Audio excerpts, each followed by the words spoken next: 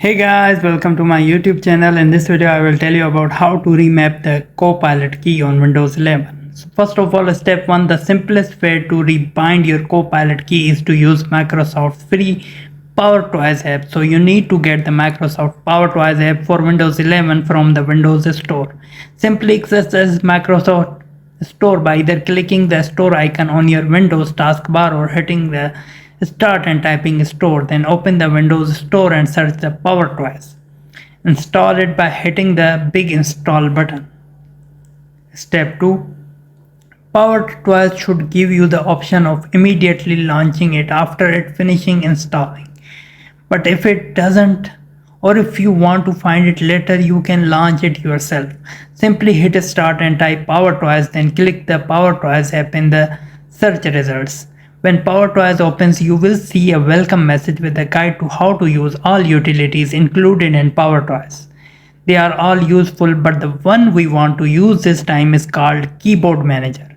Click Keyboard Manager in the left hand navigation menu to open it and make sure the Enable Keyboard Manager option is toggled on. Now press the Remap a key button to start remapping your Copilot key.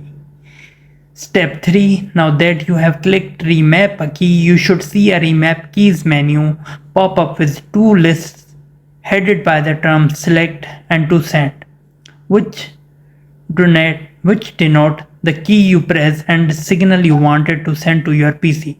To start remapping your Copilot key, click the plus button under Select to create a new key binding. Step 4, now simply punch in whatever key or key combo you want to use to summon Copilot. I went with the tilde key since I basically never use it otherwise.